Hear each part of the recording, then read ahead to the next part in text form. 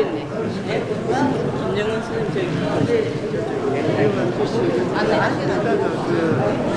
지금부터 우리 이정우 박사님을 모시고 약 1시간 내외로 강의를 요청드리도록 하겠습니다. 오래 기다리셨습니다. 이정우 교수님 앞으로 나오십시오. 예, 소개받은 이정우입니다. 예, 그래서 심후섭 선생님의 연락을 받고 겁도 없이 그냥 한번 해보지요 그랬는데 막상 와보니까 이렇게 많은 분들이 계셔가지고 깜짝 놀랐습니다. 그리고 또 서정학 초대 이사장님을 비롯해서 여러분들이 다 넥타이를 메고 오셨는데 제가 아주 넥타이도 안 메고 이런 차림으로 와서 큰 관리가 됐습니다. 평소에 저는 학교에서 이렇게 할까요? 예. 학교에서 강의를 할 때 넥타이를 매지 않고 과거에 청와대 일을 할 때도 대통령 앞에서도 넥타이를 보통 매지 않고 늘 보고를 했기 때문에 넥타이 매지 않는 것이 그냥 편해서 그렇게 버릇이 되어 있는데 오늘 이럴 줄 알았으면 넥타이를 메고 왔어야 되는데 대단히 송구하다는 말씀을 먼저 드립니다. 신한국 운동 그 추진본부를 서정학 이사장님이 만드셔가지고 이렇게 10년 가까이 아주 좋은 운동을 하고 계시는 것을 보고 저도 참 많은 감명을 받고 앞으로 참 좀 기여를 해봐야 되겠다 이런 생각을 하게 됩니다. 그리고 2대 이사장을 맡고 계시는 심우섭 선생님하고는 오래전에 만주에 백두산에 같이 기행을 간 적이 있는데 그래서 윤동주 시인의 생가도 보고 백두산 천지에도 올라가고 이랬습니다만은 그때 처음 만난 심우섭 선생님이 버스에서 각자 자기 소개를 하는데 이렇게 소개를 했습니다. 저는 심후섭입니다. 남이 심하게 대하더라도 후하게 대접하고 섭섭하게 생각하지 않으라고 그렇게 부모님이 이름을 지어주셨습니다. 해서 심후섭이라는 이름을 저는 잊어버릴 수가 없어요. 근데 오늘 제가 발견한 것은 이분이 글도 잘 쓰고 조직 능력도 있고 일꾼인데요. 컴퓨터 같은 두뇌를 갖고 계시는구나. 여기 많은 수십 명의 내빈들을 이름과 직책, 과거까지 어떻게 저렇게 한자도 안 틀리고 다 할 수 있느냐. 그래서 깜짝 놀랐습니다. 오늘 또 축사를 하러 와주신 이재하 회장님하고는 오래전부터 여러 번 뵙고 제가 많이 배우고 있는 그런 분입니다만은 정말 국제적인 기업을 이끄는 한국을 대표하는 기업가이신데 그 바쁜 일정에도 불구하고 이렇게 와주셔서 축사까지 해주셔서 대단히 고맙게 생각합니다. 그리고 김형규 선생님, 심상철 선생님, 송승달 선생님 등 경북대학에서 저하고 같이 봉직했던 선배 교수님들이 또 일부러 나와주셔서 정말 더욱더 영광스럽게 생각합니다. 그 밖에도 많은 분들이 계시는데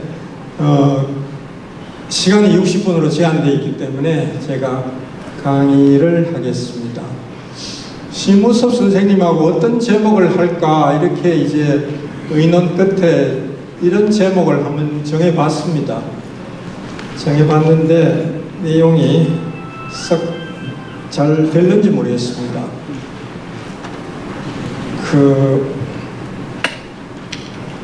이 예양 이야기를 하기 전에 동양의 대표적인 고전이 두 가지가 있죠. 여러분들이 다 읽어보신 두 가지가 있는데 하나는 삼국지 연희라는 소설책이고 또 하나가 사마천이 쓴 사기, 그 중에서도 사기는 워낙 방대한 분량이기 때문에 되게 못 읽고 그 중에 사기 열전이라는 것이 여러 수십 명의 뛰어난 인물, 유명한 인물들의 열전인데 그것은 워낙 유명하고 재미가 있어서 많은 분들이 다 읽으셨을 겁니다. 그래서 그 두 가지를 동양을 대표하는 고전이다 이렇게 말하죠. 제가 읽은 내용 중에 이제 삼국지로부터도 많이 배우고 사기열전에서도 많이 배웠는데 오늘은 시간 관계로 제가 삼국지 이야기는 생략했습니다만은 시작에 잠깐만 삼국지 이야기를 하고 사기열전으로 넘어가겠습니다. 삼국지 이제 끝부분에 가면은 제갈공명이 위나라를 치기 위해서 최후의 공격을 퍼붓기 위해서 출사표를 올리고 이제 떠납니다. 그렇게 해서 힘에 붙이죠. 위나라는 세력이 점점 강해지고 총나라는 서산의 진언해처럼 유명한 장수들이 하나하나 다 죽고 장비도 죽고 관우도 죽고 뭐 다 죽습니다. 그래서 늙고 병든 약한 군대를 이끌고 강력한 위나라를 상대하기 위해서 제갈공명이 이제 문투 노력을 하는 장면이 나오는데요. 그 오장원이라는 곳에서 최후의 결전을 벌이죠. 상대방은 위나라의 그 참모는 사마의 또는 사마중달이라고 불리는 사람입니다. 뛰어난 지략가죠. 근데 이 사마이는 총나라가 지금 전세가 약하고 여러 가지 문제가 많다는 것을 알고, 그리고 제갈공명이 워낙 뛰어난 전략가니까 1대1의 대결을 회피하고 지연작전을 씁니다. 그래서 싸움을 안 하려고 그래요. 그럼 나중에 지쳐서 쓰러질 것이다, 그런 이야기죠. 근데 그때 이제 총나라의 사신이 한 명 위나라로 갔습니다. 가니까 사마이가 묻습니다. 요즘 성상은 어떻게 지내시는가? 성상은 제갈공명입니다. 그러니까 이 사신의 대답이 식소사번이다, 이렇게 답합니다. 식사는 적게 하시고 일은 번거롭게 많습니다. 그러니까 사마이가 속으로 쾌재를 부르죠. 아, 됐구나. 제갈공명이 살 날이 멀지 않았다, 죽을 날이 멀지 않았다, 이렇게 속으로 판단을 하게 됩니다. 돌아와서 그 사신이 제갈공명에게 그렇게 보고를 하니까, 아차, 네가 큰 실수를 했다. 왜 그런 이야기를, 쓸데없는 이야기를 했느냐. 약한 전력을 노출한 셈이죠. 식소사번이라는 이 단어로 보고를 하는 바람에. 그래서 그때부터 사마이는 더욱더 지연작전을 쓰면서 싸우려고 하지 않습니다. 그리고 계속 하늘의 별만 쳐다보고 있는데 어느 날 드디어 이제 큰 별이 떨어지니까 사마이가 보고, 됐다, 드디어 제갈공명이 죽었다, 이제는 총공격이다 하고 그렇게 공격을 퍼붓죠. 근데 들어가니까 어떻게 되냐면 저 언덕 위에 죽었다고 생각한 제갈공명이 턱 부채를 들고 지휘를 하고 있는 거예요. 아차, 죽었구나, 저는 철군하라, 이렇게 도망을 칩니다. 이게 유명한 삼국지의 장면인데, 이것을 가리켜서 이제 죽은 공명이 산중달을 쫓다, 이렇게 표현합니다. 사실은 죽었어요. 거기 세운 것은 제갈공명이 죽기 전에 내가 죽으면은 사마이가 쳐들어올 테니까 언덕 위에 내 형상을 했는 형상한 조각을 하나 세워가지고 쫓도록 해라, 이렇게까지 말하고 죽은 거예요. 이게 유명한 죽은 공명이 산중달을 쫓다라는 장면입니다. 재미있는 유머를 하나 하자면은 어느 중학에서, 대한민국의 중학교에서 한문 시간에 이것을 가르치는데 한문이 이렇게 되어 있습니다. 사공명 주생중달, 이렇게 되어 있습니다. 죽은 공명이 쫓는다는 뜻입니다. 달릴 주자인데, 생중달, 살아있는 중달을 쫓는다. 그래서 사공명 주생중달 7자로 되어 있는데, 이걸 한문 선생이 수업 시간에 이렇게 해석을 합니다. 죽은 공명이 벌떡 일어나서 살아나서 중달을 쫓았다, 이렇게 오역을 한 거예요.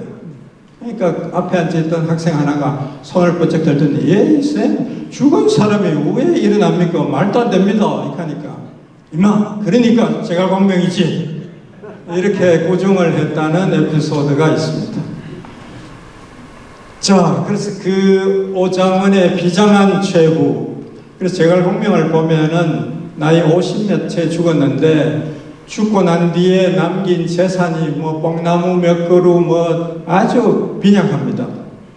재상의 위치에 오래 있었음에도 불구하고 대단히 청렴결백했고 늘 공부하고 정말 훌륭한 그런 사람이었고, 그 사람의 모토가 국궁진최 사이후입니다. 나라를 위해서 또는 이 군주를 위해서 최선을 다하고 죽기까지 멈추지 않는다. 죽은 뒤에야 그걸 멈춘다. 이게 그 사람의 모토였습니다. 그래서 우리가 정말 배울 게 많은 것이 삼국지연입니다. 물론 그 중에 과장도 많고 역사 엉터리가 많은데 우리가 아는 것은 정사 삼국지가 아니고 소설 삼국지가 훨씬 재밌고 영향이 큰 것이죠. 오늘은 삼국지와 상벽을 잇는 사기열전에서 제가 두 사람의 이야기를 가져오겠습니다. 첫째가 그 중에 사기열전 중에서도 제일 재밌는 분야는 자객열전입니다. 이게 제일 흥미진진한데요. 여러 명의 자객이 등장하는데 오늘 제가 자객 2명을 소개하겠습니다. 첫째가 예양입니다. 예양은 고맙습니다. 진나라 사람인데요. 일찍이 범씨를 모시기도 했고 중항씨를 섬기기도 했는데 별로 인정을 못 받았습니다. 나중에 지백을 군주로 섬겼는데 지백은 예양을 국사로 대접해 줬습니다. 나라의 스승이다, 선비다 이렇게 대접하고 있었죠. 지백이 조양자를 공격을 했는데 조양자는 한나라 위나라 힘을 빌어서 지백을 세 나라가 협공을 해가지고 성공을 했습니다. 그래서 지백을 죽이고 지백의 아들 손자까지 다 죽이고 진나라 땅을 세 나라가 나누어 가졌을 뿐만 아니고 죽은 지백의 두개골을 술잔으로 사용하면서 그걸 즐기고 있었다는 것이죠. 너무 잔인하죠. 네. 이 소문을 듣고 분격한 이 예양이, 이 예양이란 이름은 자기 할아버지가 지어준 이름이라고 하는데 양자가 왜 들어갔냐면 성은 예시고 양자가 들어간 이유는 어릴 때부터 양보를 잘한다. 얘는 양보를 잘하는구나. 그래서 이름을 너는 양으로 해라. 그래서 예양이 됐다고 합니다. 자, 그래서 자기 주군의 두개골을 술잔으로 모욕하는 이야기를 듣고 분격해가지고 복수를 결심합니다. 복수를 결심하고 이런 말을 하죠. 사위지기자 사, 여위열기자 용. 무슨 뜻이냐 하면은 아까 우리 이재호 회장님이 강조하신 바로 그 선비 정신의 선비 사자입니다. 선비는 자기를 알아주는 사람을 위해서 죽고 여자는 자기를 기쁘게 해주는 사람을 위해서 단장을 한다, 화장을 한다, 그런 식구입니다. 그러면서 이제 자기를 알아주었던 지백의 원수를 갚겠다. 이것이 이제 예양의 인생 목표가 되는 것이죠. 그래서 조양자의 궁궐에 잠입해서 화장실 천장에서 기다리고 있습니다. 칼을 품고 들어가서 조양자가 언젠가 오겠지. 근데 들켜버렸어요. 그래서 조양자가 앞에 끌려갑니다. 예양이 끌려가니까 왜 그러냐? 나는 지백의 원수를 갚기 위해서 왔다 그러거든요. 그래서 옆에 참모들이 저런 놈은 죽여야 됩니다. 보안이 있을 테니까 반드시 오늘 죽여야 됩니다 하니까 조양자가 꽤 너그러운 포용력이 있는 그런 지도자였던가 봅니다. 아니다. 이 사람은 의인이다. 자기 주군의 원수를 갚겠다고 이렇게 나선다는 것은 의인이니까 살려줘라. 이렇게 살려줬습니다. 온몸에 시커먼 칠을 해가지고 변신을 해가지고 자기 부인 앞에 시험삼아 나타나 봤는데 부인도 못 알아봐요. 자기 남편인 줄을. 됐다 이제는. 그리고는 검술을 연말을 하는데 어마어마하게 연습을 해서 거의 입신의 경지에 이르렀다. 아무도 칼로는 예양을 이길 수 없는 그런 경지에 이르렀습니다. 그래서 다시 접근합니다. 조양자를 죽이려고 접근하는데 새로 개통하는 다리가 있어가지고 그 개통식을 하는데 그 다리 밑에 숨어 있었습니다. 조양자가 마차를 타고 오는데 말이 그 다리 근처에 오더니 안 가려고 해요. 히힝거리고 막 앞발을 올리면서 공중으로 치면서 앞으로 가지를 않습니다. 왜? 그 앞에서 살기가 느껴지니까 말이 그걸 알았던 말입니다. 그 말이 참 굉장히 똑똑한가 봐요. 이런 말이 있죠. 노마지지라는 말이 있습니다. 늙은 말의 지혜라는 표현이 있는데 중국말에 어떤 군대가 겨울철에 대부대가 가다가 길을 잃습니다. 그래서 산속을 헤매는데 동서남북을 분간을 할 수가 없어요. 그럴 때 그 장수가 늙은 말을 한 마리 불러 꺼내가지고 얘를 앞세워라. 얘는 길을 알 것이다. 그래서 말을 앞세우니까 그 말이 길을 찾아내서 위기를 벗어났다. 그런 유명한 이야기가 있습니다. 거기서 나온 말이 노마지지입니다. 늙은 말의 지혜. 그래서 이 말도 앞에 다리 근처 왔을 때 그 살기를 느끼고 안 가려고 하는 거예요. 수상하다. 다리를 조사해봐라. 이렇게 되니까 다리 밑에 웅크리고 있는 괴한이 끌려 나오는데 변장을 했지만은 보니까 예양인 거죠. 그래서 안 되겠다. 이번에는 조양자가 이렇게 말합니다. 아무리 의인이라도 이번에는 살려줄 수가 없다. 그러니까 예양이 이렇게 답합니다. 저승에 가서 지백에게 원수를 갚았다고 보고하게 옷이라도 베게 해주시오. 하니까 조양자가 너그러운 성품이니까요. 자기 옷을 외투를 벗어줍니다. 그러니까 이 외투를 휙 공중에 던지더니 떨어지는 옷을 번개 같은 솜씨로 칼로 3번을 뱉다. 3번을 베고 나니까 그 옷에 피가 묻어 있더라. 이런 중국식 허풍이 전해져 내려옵니다. 말도 안 되죠, 물론. 그 예양이 죽던 날 전국의 지사들이 통곡했다고 하고 후세 사람들은 그 다리를 예양교라고 이름을 붙였습니다.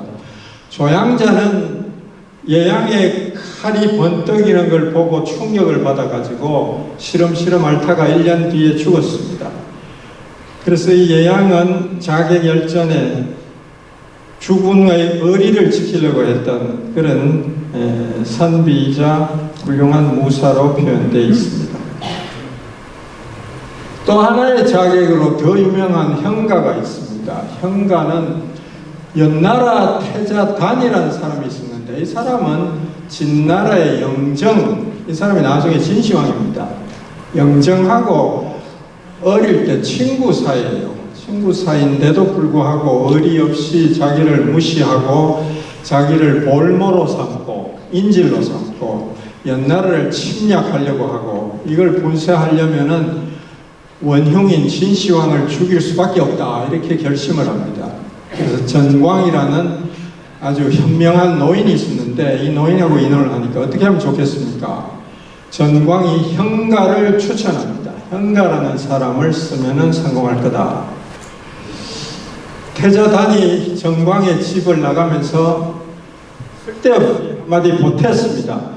이거는 워낙 극비 상황이니까 남한테나 아무한테도 이야기하지 말아 주십시오. 이렇게 말하고 가니까 그 말을 안 했어야 되는데 하니까 그건 하나만한 소리죠. 왜? 전광은 비밀을 지킬 사람이니까요. 그런데 그런 쓸데없는 이야기를 하니까 전광이 태자단이 자기 집을 나가자마자 바로 자살합니다. 자, 이만하면 비밀을 지킨다는 것을 보장하겠지 이겁니다.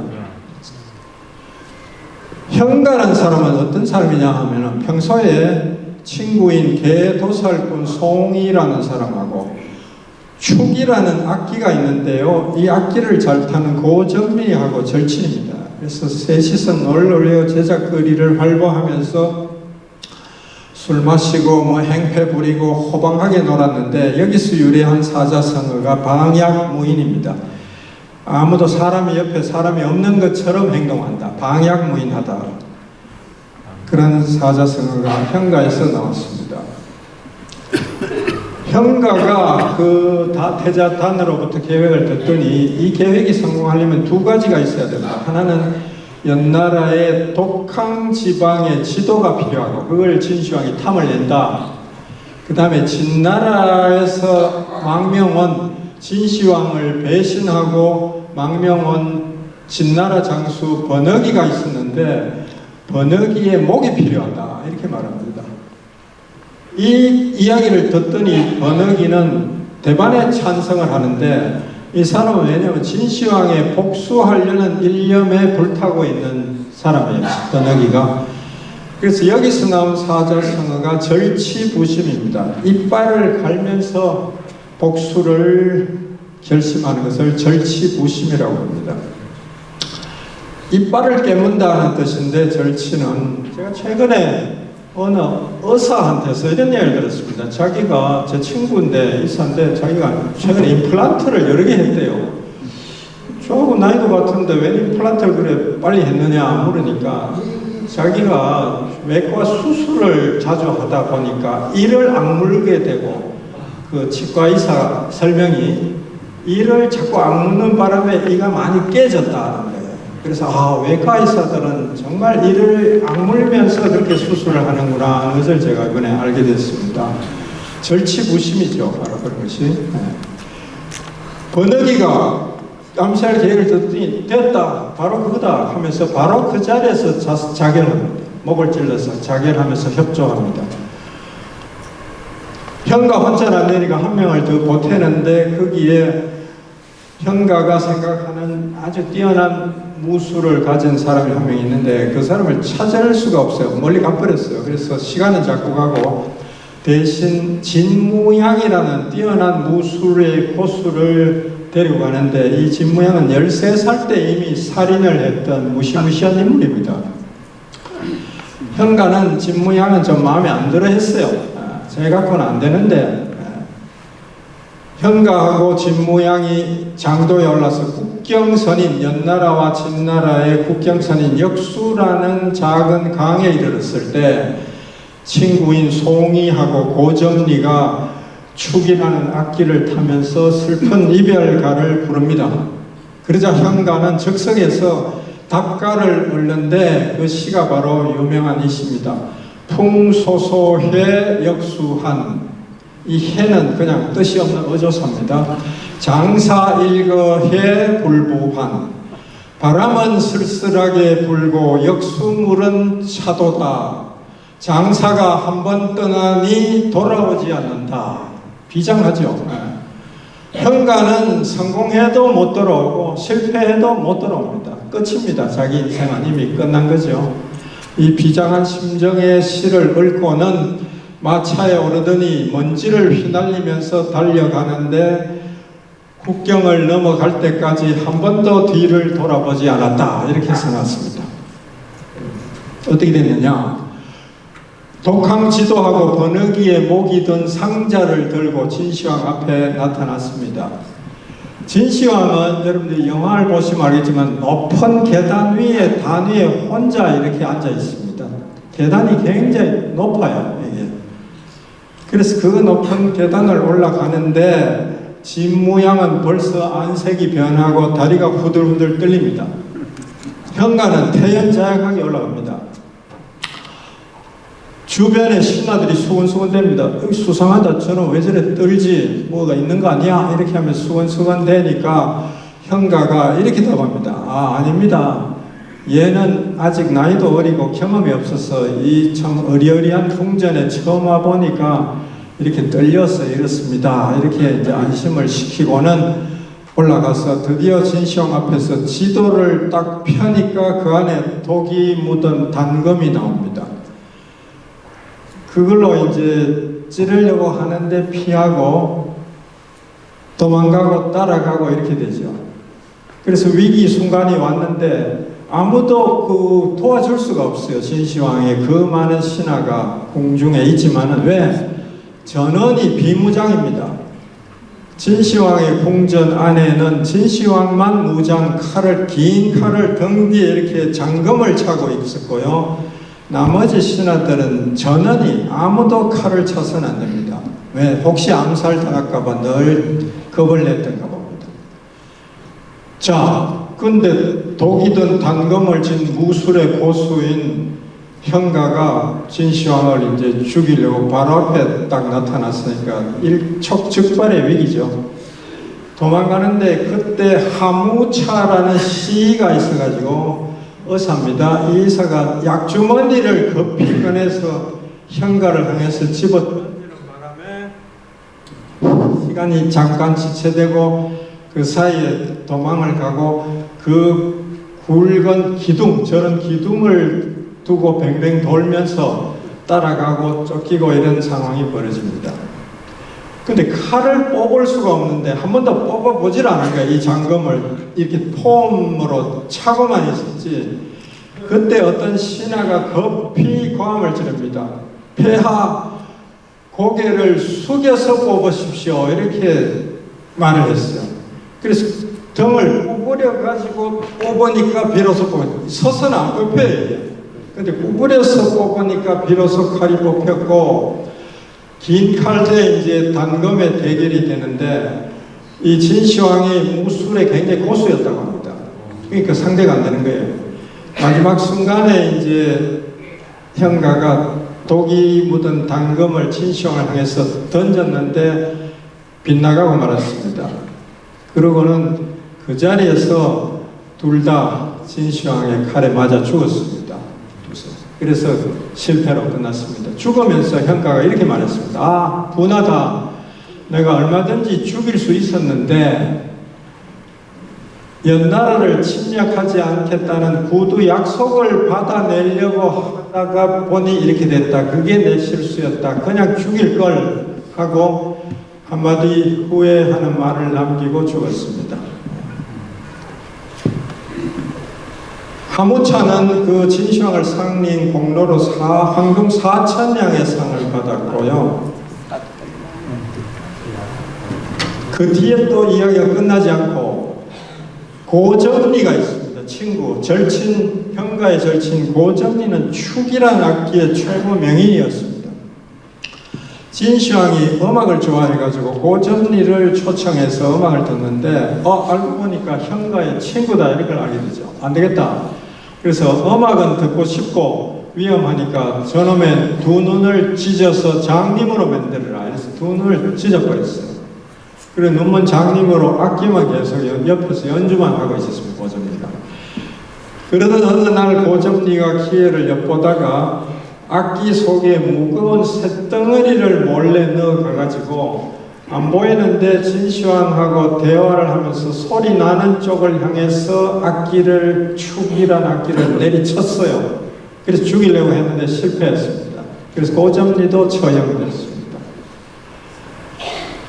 자, 많이 죽었죠. 여러 명이 다 죽습니다. 진시황은 화가 나서 연나라를 침공했고 태자단은 살해됐습니다. 자기 아버지인 왕이 안 되겠다 싶어 위기를 느끼고 모든 이 화근이 태자단에서 시작됐으니까 단을 죽여서 그렇게 해서 진시황의 분노를 잠재우려고 했는데 그것도 안 됐어요. 그래서 단은 죽었고 자기 아버지 손에 죽었고 연나라는 망했습니다. 그러니까 얼마나 많은 사람이 연달아 죽었죠. 그래서 비참한 결과를 가져왔는데 이걸 놓고 나중에 세월이 한참 몇백 년이 흐른 뒤에 당나라에 낙빈왕이라는 시인이 있었는데 이 사람 왕이 아니고 그냥 이름에 왕자가 들어갔을 뿐입니다. 시인이 역수송별이라는 시를 남겼습니다. 차지별연단, 이 땅에서 연나라의 단과 이별할 때에 장사발충관, 장사의 머리카락이 모자를 뚫었네. 머리카락이 쭈삣쭈삣 서서 모자를 뚫었다. 석시인기몰, 옛날 사람은 이미 죽고 없으나 금일수유한 오늘도 역수물은 차구나. 이렇게 되어 있습니다. 아주 참 비장한 시를 낙빈왕이 남겼습니다. 이 형가 이야기를 제가 아까 청와대 정책실장을 했다고 소개를 해주셨는데 노무현 대통령에게 어느 날 제가 이야기를 해드렸습니다. 굉장히 흥미있게 재미있게 들으시더니 한 몇 달 뒤에 한번 또 물으시더라고요. 그때 그 형가가 그래가지고 그때 이렇게 돼서 어떻게 됐죠? 하고 한 번 더 물어보시더라고요. 그만큼 굉장히 이 이야기를 굉장히 재밌어하고 그랬습니다. 그러면서 저한테 하신 이야기가 그 아들 근호가 말이지 그 뭐 내가 모르니까 형가 이야기를 이렇게 저렇게 하는데 걔는 영 아마추어고 역시 이 실장이 설명이 아주 앞뒤가 생생하게 정말 이 실장은 전문가야 하면서 저를 칭찬을 한번 해주신 적이 있습니다. 그래서 이건 제가 이 강연이 아까도 말씀드린 신한국 운동 자체가 비정치적이고 중립적인 것인데 제가 정치적인 이야기를 하려는 것이 아니고 전혀 그런 뜻은 없고요. 다만 이 형가 이야기를 하다 보니까 옛날 그런 작은 에피소드가 생각나서 잠깐 말씀드리는 것뿐입니다. 자, 그 다음에는 당태종과 위증 이야기를 하겠습니다. 당태종은 중국 역사에서 몇 안 되는 명군에 들어가는 사람입니다. 이 사람의 밑에서 바른말을 많이 한 신하가 한 명 있었는데 그 사람이 위증입니다. 위증은 나이 많이 들었을 때 시를 긴 시를 술회라는 시를 썼고요. 이 시에 이런 구절이 나옵니다. 후영중이런 후영의 한마디도 없고 개포무이라 개포는 2번 약속하지 않았네. 인생감의 기 공명수부론 인생은 의기를 느끼는 것일 뿐이지 공명 따위가 무슨 소용이 있느냐 이런 아주 높은 기계를 드러내는 시입니다. 여기에 이제 후영이라는 사람은 춘추 전국시대에 등장한 유명한 그런 책사 이런 사람이고요. 신릉군이라는 사군자, 전국시대 사군자가 있습니다. 맹상군, 무슨 평원군, 춘신군, 신릉군 4명의 유명한 4명의 공작인데 그 중에 한 명인 신릉군이 후영을 모셔다가 막 책사로 대접을 하죠. 국사로 대접을 하는데 이 후영은 아주 건방지게 굴면서 뭐 자세도 삐딱하게 해가지고 이렇게 오만방자하게 행동을 해요. 사람들이 막 욕을 하죠. 뭐 저런 버릇없는 놈이 있나 그러고 그 대신에 신릉군에 대해서는 저런 인간까지 이렇게 참 선비 대접을 해주고 참 대단한 분이다 하고 신릉군을 칭찬이 자자해집니다. 그러니까 후영이 어느 날 이렇게 말합니다. 자, 저는 이미 폐하의 군주에 대한 보답을 이미 다 했습니다. 왜냐하면 제가 이렇게 욕을 많이 먹고 그 대신에 당신이 이렇게 칭찬이 전국에 자자하니까 이미 저는 제 할 일을 다 하지 않았습니까? 이렇게 나옵니다. 그 정도로 아주 고수입니다, 이 사람은. 개포는 그 초한지에 등장하는 인물인데요. 원래는 초나라의 항우 밑에 장수였는데 어떻게 돼가다가 그 다음에는 거의 다 항우 밑에 있던 장수가 많이 저쪽으로 유방한테로 넘어갔죠. 넘어가서 한신이니 뭐 팽원이니 영포니 이런 장수들이 전부 초에 있다가 한으로 넘어간 장수들인데 다 나중에 토사구팽을 당했습니다. 전부 토사구팽을 당했는데 비극적으로 끝났는데 딱 하나 예외가 개포입니다. 이 개포는 초에서 한으로 넘어갔음에도 불구하고 승승장구 끝까지 팽당하지 않고 아주 오랫동안 그 고위직을 누리고 그랬습니다. 이 사람은 바른말을 아주 잘했고요. 그 유방 밑에 유명한 장수가 번쾌라고 있지 않습니까? 번쾌가 유방이 그 초나라 진영에 한번 가서 파티를 열고 그럴 때 건물을 추다가 칼로 찔러 죽일 계획이었는데 유방을 번쾌라는 놈이 따라가가지고 옆에서 눈이 부리부리한 번쾌가 옆에서 그걸 이제 호위해서 막아내서 살려내서 돌아오는 장면이 나옵니다. 그 번쾌, 유명한 번쾌. 우리가 일상생활에서도 막 설치고 막 이래 막 개사하면은 저는 꼭 번쾌 같다 이렇게 말을 많이 하죠. 그래서 이 번쾌는 맹정인데 번쾌를 제압하고 저 번쾌는 말도 안 되는 그런 무슨 군사 계획을 갖고 군주를 농락하고 있다. 저런 놈은 사형을 시켜야 됩니다 하고 직언을 했던 사람이 바로 개포입니다. 이 개포는 말을 한마디 하면은 끝입니다. 그래서 개포무이락. 개포는 두 번 예스를 하지 않는다. 한 번 예스 하면 끝이다. 그래서 나온 말이 개포일락 또는 개포무이락 뜻은 같습니다. 그래서 초나라 장수인데요. 초나라에 이런 속담이 있다고 합니다. 개포의 말 한마디가 황금 백냥보다 낫다. 이런 말이 있었을 정도라고 합니다. 그래서 후영이나 개포 같은 그런 유명한 인물을 가져오면서 인생은 의기를 느끼는 것이지 공명 따위는 아무것도 아니다. 이런 기계 높은 시를 쓴 사람이 위징입니다. 자, 위징은 어떤 사람인가? 하북성 출신이고 아버지는 학자였는데 일찍 돌아가셔서 부모 없이 가난하게 자랐고 책 읽기를 좋아해서 늘 열공을 했다. 처음에는 이연이 당나라 고조입니다. 당나라를 일으킨 사람이죠. 이세민 당태종의 아버지입니다. 당고조의 라이벌이었던 이밀 밑에서 미관 말직을 하고 있었습니다. 위징이. 이밀에게 여러 가지 전략을 건의했는데 이밀이 듣질 않았어요.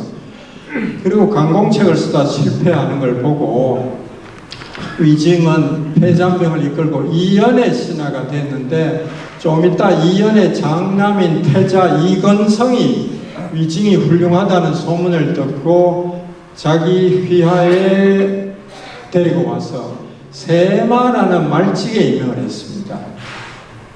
이건성에게 건의를 하기를 위징이 저 동생 이세민을 빨리 쳐라. 위험하다.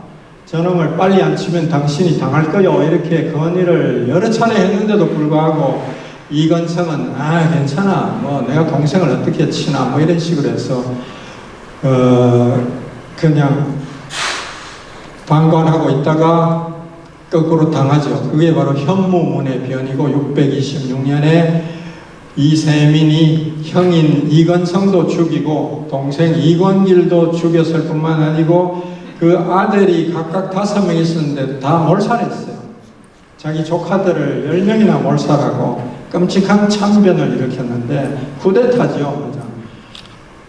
이 쿠데타를 현무문의 변이라고 합니다. 현무문의 그 궁궐에 들어가는 문에 하나인데 이 문에서 군사를 매복시키고 기다리고 있다가 들어오는 이건성과 비무장인 상태로 들어오는 이건성 동생 이건기를 죽이고 바로 가족을 몰살시킨 것이죠. 그러나 그 밑에 있던 신하들은 꽤 용서를 해줬습니다. 이세민이 체포돼서 온 위징에게 이렇게 물었습니다. 너는 왜 쓸데없는 계책을 농해가지고 우리 형제 사이를 이간시켰느냐? 네가 형한테 나를 빨리 치라고 그러지 않았느냐? 하고 추궁을 합니다. 그러니까 위징이 이렇게 답합니다. 사람은 누구나 주인이 있습니다. 만일 태자가 이건성이 일찍이 제 말에 귀를 기울였다면 오늘의 화를 초래하지 않았을 겁니다. 제가 이건성에게 충성한 것이 무슨 잘못입니까?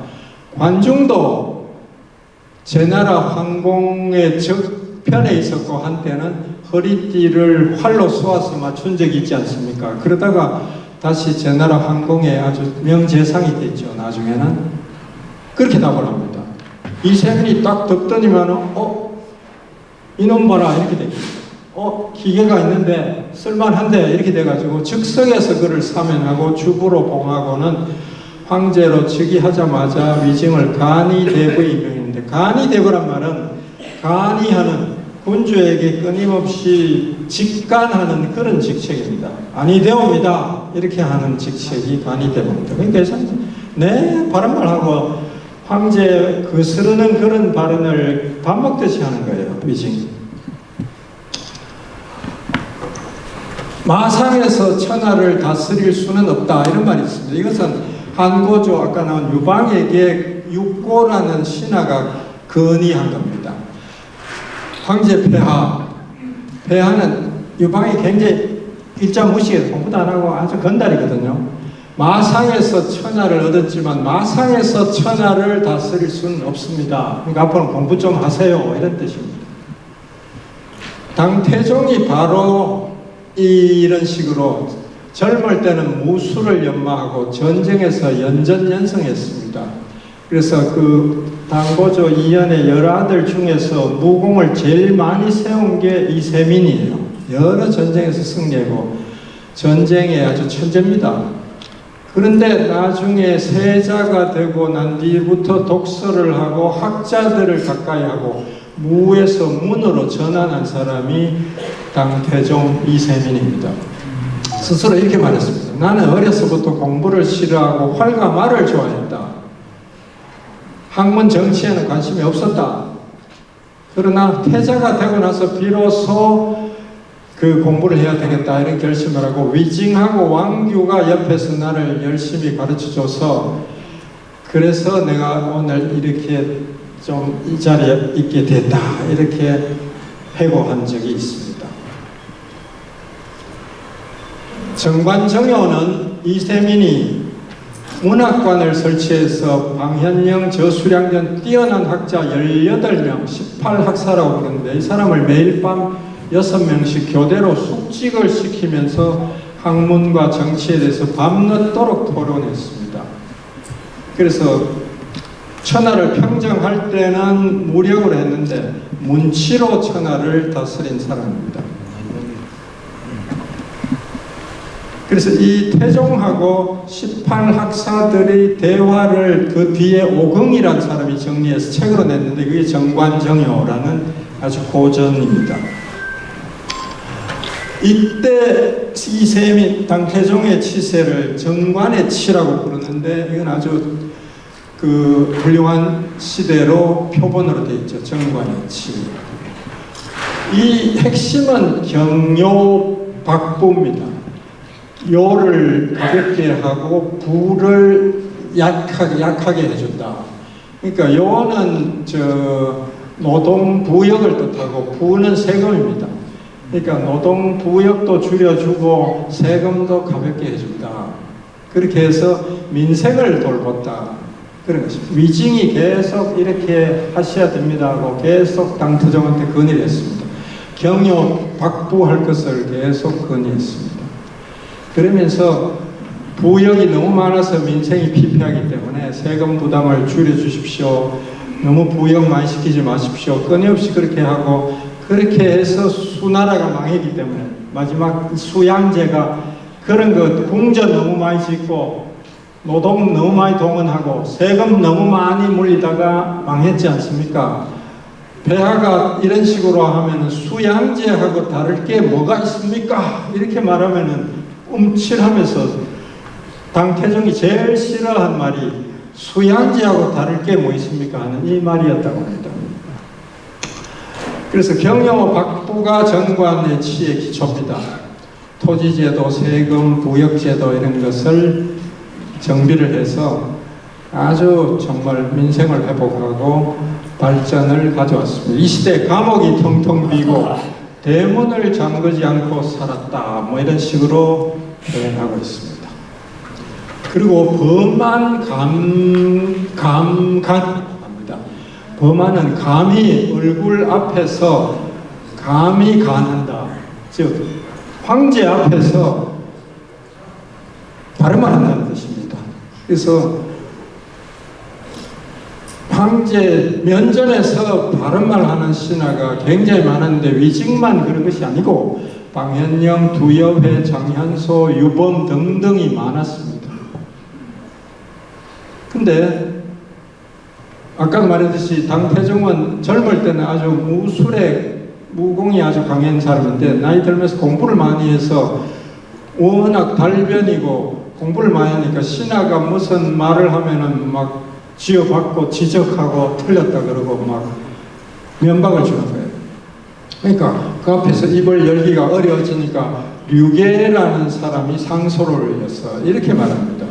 지나치게 머리를 쓰고 변설을 내두르시면 신하들이 말을 제대로 들을 수 없을 뿐 아니라 폐하께서도 심신의 피로가 올 것이므로 아무쪼록 자중자애 하시기 바랍니다. 이런 상소를 올렸습니다. 그러니까 당태종이 자 내가 너무 심했구나 하고 반성하고 좀 태도가 달라졌다고 합니다.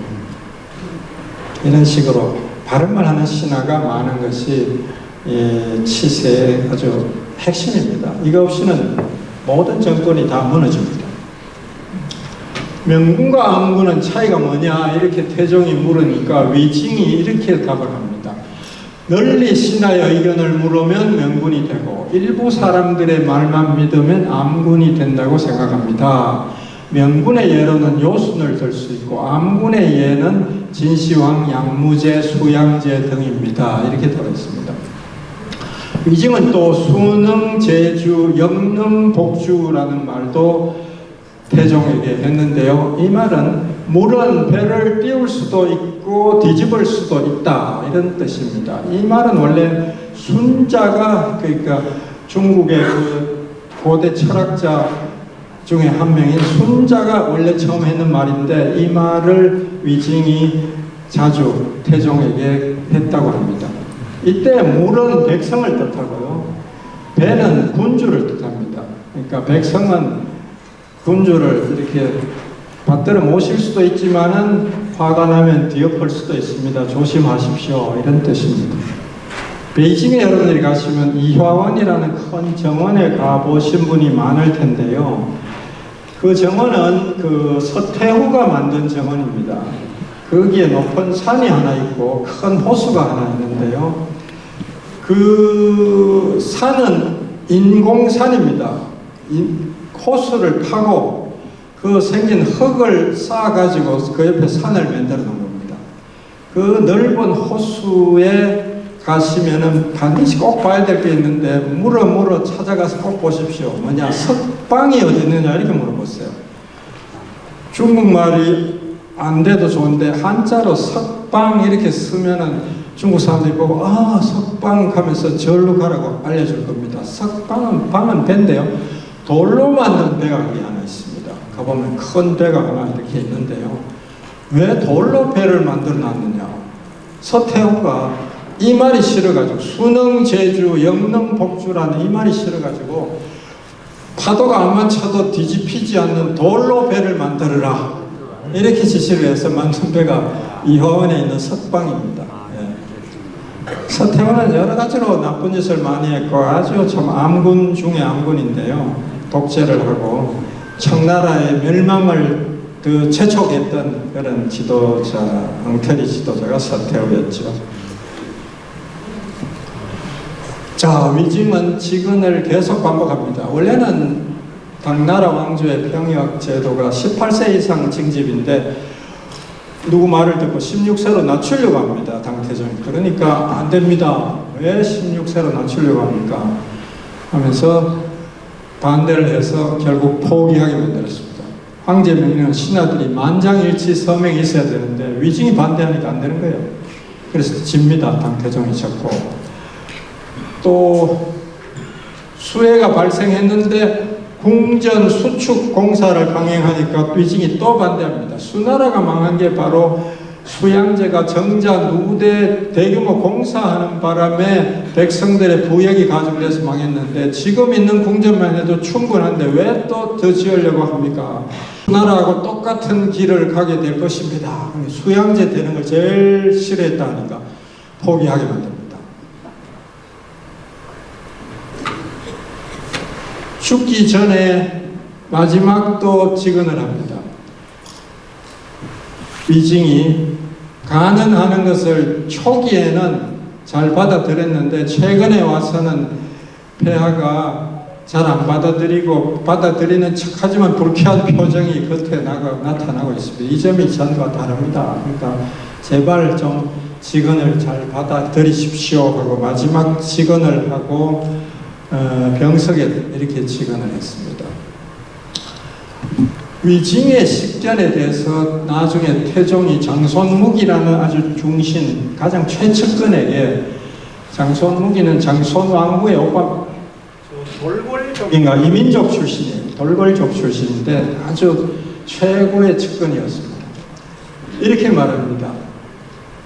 짐이 즉위한 당초에 올라온 글 중에는 여러 가지 의견이 있었다. 제왕은 권력을 결코 신하들에게 맡겨서는 안 됩니다 하는가 하면 무력을 천하에 떨치고 오랑캐들을 정복하라고 적어오는 자도 있었다. 그러나 위직만은 싸움을 거치고 문화를 일으켜서 덕화로서 다스려 나간다면 천하가 안정될 뿐 아니라 오랑캐들도 스스로 항복해 올 것입니다 라고 했다. 짐은 그의 말을 조차 오늘의 성공을 얻었다. 이것은 모두 위증덕이다. 이렇게 말했습니다.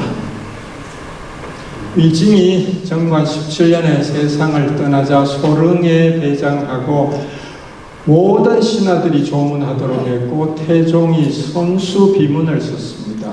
위증이 죽었을 때 태종이 유명한 말을 하겠는데요.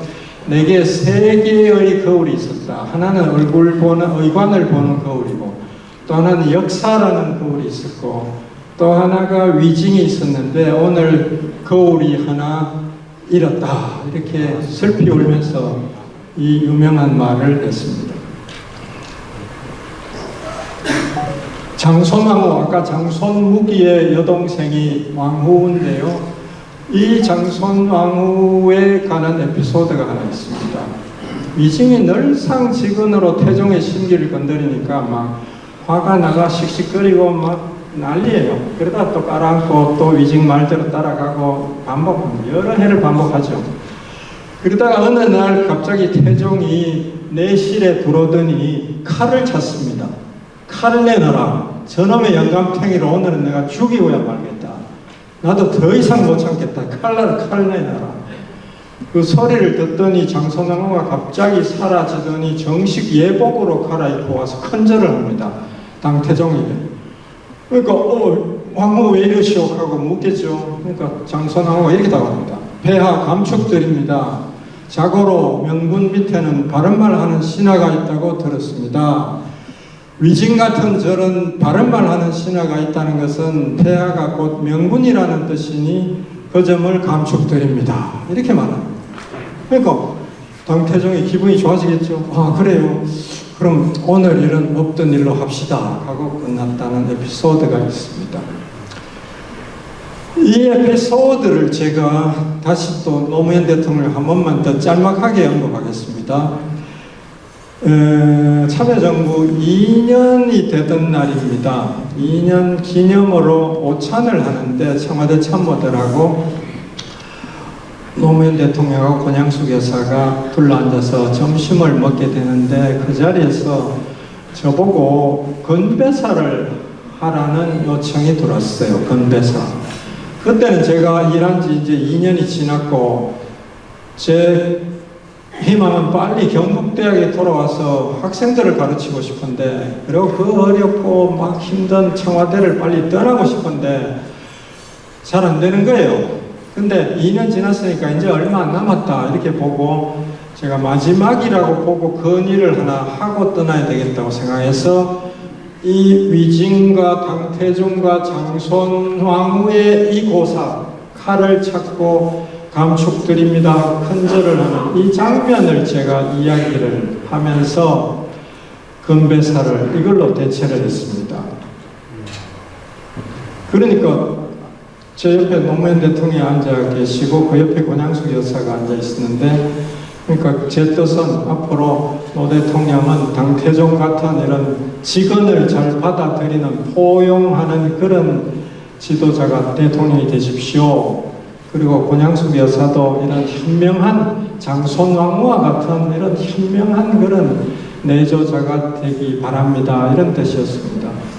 제가 이걸 딱 건배사를 한 2, 3분 만에 압축해서 이야기를 했거든요. 하니까 노 대통령이 듣더니 껄껄 웃으면서 건배사가 멋있다고 다음 건배사 할 사람, 두 번째 건배사 할 사람 부담스럽겠는데 하고 농담을 하셨습니다. 그 뒤로 제가 몇 달 뒤에 정말로 떠났고요. 청와대를 떠났고 그 뒤에 들리는 소문은 가끔 노 대통령이 밑에서 참모들이 반대하면은 요새 청와대 위증이 너무 많아서 일하기 힘들어가지고 농담을 자주 했다고 들었습니다. 네. 그 정도로 짤막한 또 에피소드를 하나 소개하고 다음 본론으로 다시 넘어가겠습니다. 장손왕후는 정말 훌륭한 현모양처의 표본이었습니다. 이 사람이 임종 때에 이렇게 말합니다. 저의 친정 식구들은 실력으로 된 게 아니고 오직 요직은 주지 마십시오. 저는 평생 남에게 도움되는 일을 못했습니다. 그러니 죽을 때 남에게 폐를 끼치기 싫으니까 장래의 재물을 낭비하지 마십시오. 아무쪼록 훌륭한 인물을 아끼고 충간을 잘 받아들이고 토목 사업을 적게 하고 사냥을 중지하십시오. 이것만 약속해 주신다면 저는 안심하고 이 세상을 하직할 수 있습니다. 이게 마지막 유언입니다. 유언을 하고는 품 안에서 독약을 꺼내서 보여주면서 당태종에게 만일 폐하께서 먼저 돌아가시는 그런 사고가 생긴다면은 저는 바로 이 독약을 먹고 뒤따를 작정이었습니다. 그래서 늘 이 독약을 품에 안고 다녔습니다. 근데 이제는 이 독약도 소용없게 되었습니다. 하고는 고개를 떨구고 세상을 떠났습니다. 그때 나이가 36세. 제가 이 장면을 보면서 정말 이런 현모양처가 아닌가. 그리고는 그 여자들이 지켜야 할 도리 이런 걸 학자들을 불러서 책을 내기도 하고 이랬어요. 그래서 정말 훌륭한 여성의 정말 모델이 아닌가 그런 생각이 들고 36세면은 아르헨티나의 그 에비타가 죽을 때 나이가 비슷할 겁니다. 페론의 부인이었던 에비타는 페론보다 훨씬 훌륭했고요. 에비타 영화 여러분이 다 보셨겠지만은 페론은 정말 문제가 많은 육군 대령으로서 쿠데타에 성공했는데 문제가 많았고 뭐 변덕도 심하고 생각도 사상도 왔다 갔다 하고 문제 많은 인물이에요. 에비타는 그 천한 집안에서 밑바닥을 구르고 화류계를 구르면서도 아주 고고한 자세를 유지하고 마지막에는 가난한 힘없는 서민들을 위해서 병원 만들고 도서관 만들고 자선 사업하고 이런 데 바치다가 일찍 죽었습니다.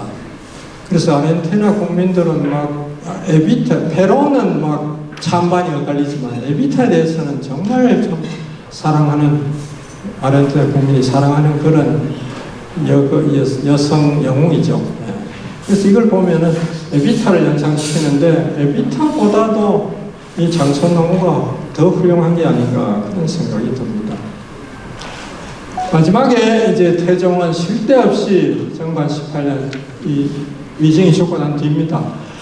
고구려를 정복했는데 고구려 정복에 나선 이유는 신라는 고분고분 말을 잘 듣는데 고구려는 뻣뻣하게 말을 안 듣는다. 저놈은 좀 버릇을 고쳐놔야지 황제의 채통이 선다. 이래가지고 출병을 합니다.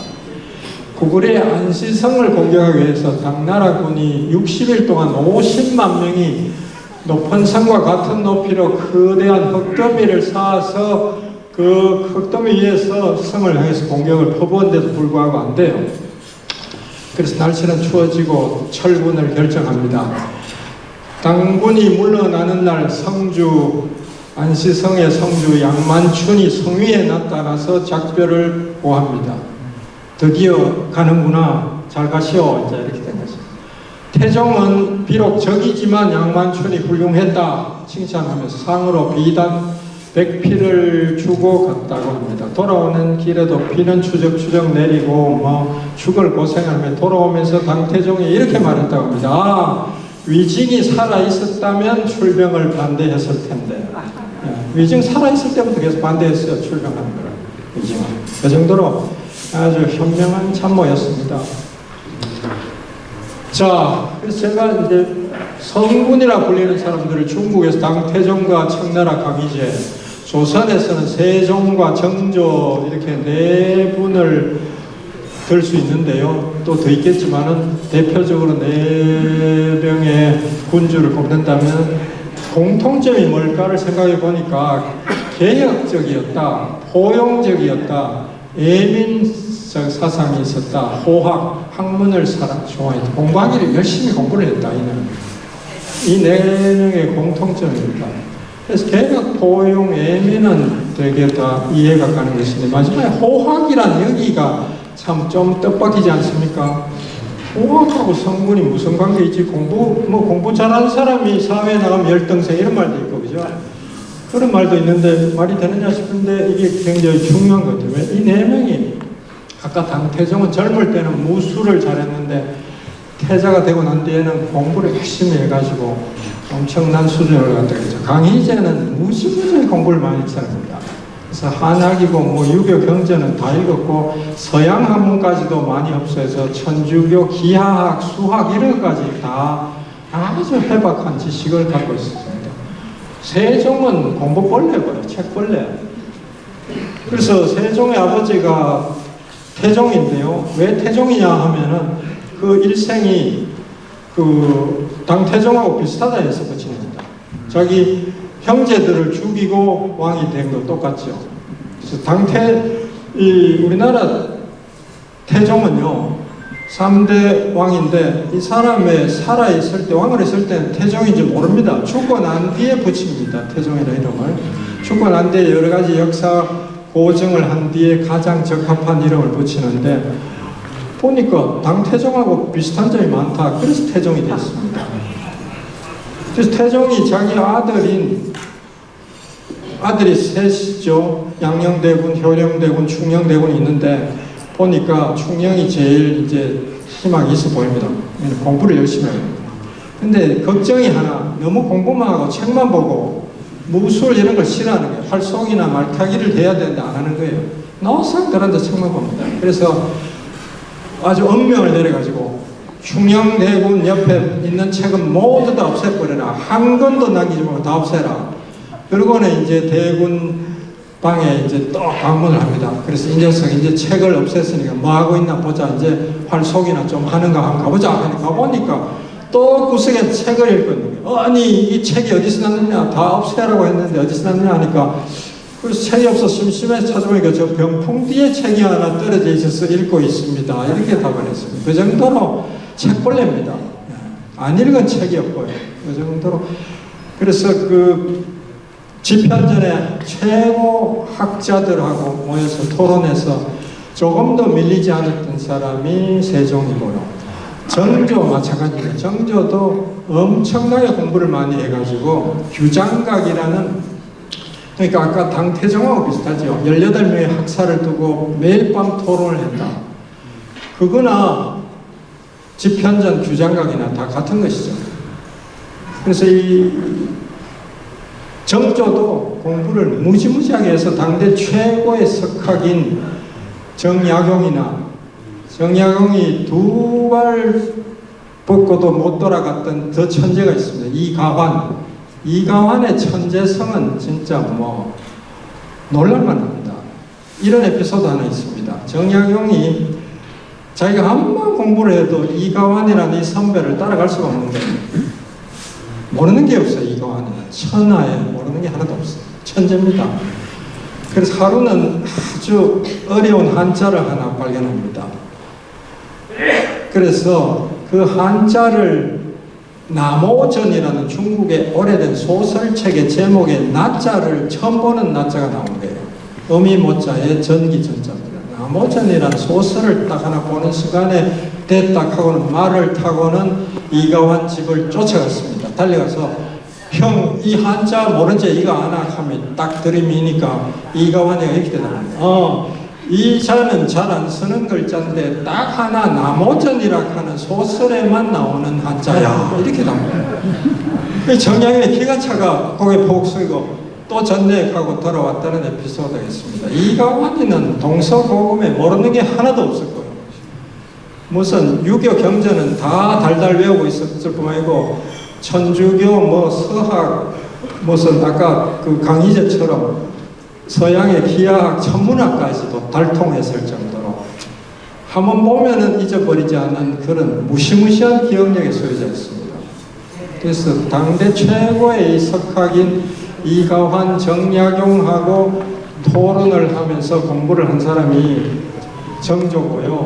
근데 결국은 어떻게 됐습니까? 정조 죽고 나니까 이가환이 천주교 공부 좀 했다는 이유로 서학했다고 죽여 사형시켜버리고, 정약용도 사형당할 뻔했는데 동생은 죽이고 겨우 살아나가고 형제가 다 정약전 형하고 정약용은 유배를 했었죠. 흑산도 유배 가고 강진이 유배 가고 그래 됐습니다. 그래서 이 선비를 대접을 해주지 않고 죽이는 이런 나라가 조선 후기였고요. 그러게 한 100년 가니까 나라가 망하는 것이죠. 자, 그렇습니다. 자, 이제 거의 끝났습니다. 다 됐고요. 군명후현 신직, 이것은 당태종의 시대를 표현합니다. 군주는 현명하고 왕후도 현명하고 밝고 현명하고 신하는 곧다 직언을 잘한다. 이게 당태종의 정관의 치를 성공시킨 비결이다. 이렇게 말합니다. 그래서 감사하고요. 마지막으로 이 사진 하나만 소개하고 끝나겠습니다. 이 사진은 제가 한국장학재단 이사장을 몇 년 전에 3년간 했습니다. 잘 모르실 것 같은데요. 한국장학재단 서울에 있으면 교육부 산하의 전국 대학생들에게 장학금 주는 그런 기관입니다. 대구에 와서 이제 제가 대구 사람이 쪽에서 몇 년 했습니다만은 대구 사람들이 몰라요. 신암동에 대구 공고 앞에 그 9층 건물에 거기 있는데 그 1년 예산이 제가 3년 전에 있을 때 8조 원이고 8조 원이란 1년 8조 원은 대구시 예산하고 똑같습니다. 그 정도로 큰 예산을 쓰는 기구가 대구에 있는데도 잘 모르죠. 그 장학재단 이사장 할 때 제가 유럽의 장학회의에 참석해서 프랑스의 스트라스부르라는 곳에 열렸는데 나흘간 회의를 하고 마치는 종강 파티장에서 밤 8시에 시작해서 12시쯤 되니까 프랑스 사람들은 정말 계속 술 먹고 식사하고 술 마시고 권하고 또 제잘 수없이 이야기하고 그게 낙인가 봐요. 그거 낙으로 사는 것 같습니다. 12시쯤 4시간 지나니까 땡땡땡 하고 제 왼쪽 여자가 마이크를 잡고 있는 저 여자가 주최 측인데요. 여러분 주목해 주세요. 오늘 이분들 덕분에 뒤에 있는 분들은 주방장들하고 요리 나른 서빙하는 직원들입니다. 이분들 덕분에 오늘 우리가 식사를 잘했습니다. 이분들을 위해서 박수를 칩시다 하는 장면입니다. 제가 여기 앉아있다가 와 이런 데가 있나 세상에. 한국 같으면 어떻게 있어요? 왜? 이 200명의 손님 중에는 여러 나라의 대표들이 와 있었는데요.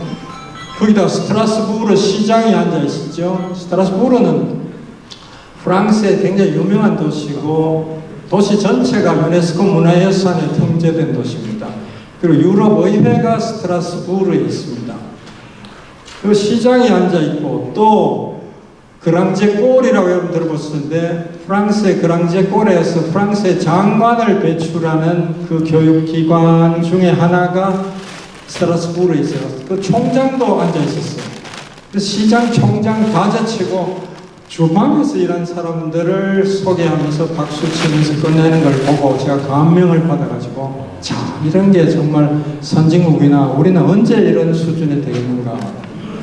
그래서 프랑스의 이 연대 자유평등 박애라는 그 혁명의 정신이 200년이 지나도 살아있구나. 이게 선진국이고 우리가 배워야 할 점은 이런 점이다. 이런 점을 우리 서정학 이사장님이 앞으로 신한국 운동 하시는데 참고가 되실까 싶어서 한번 마치겠습니다.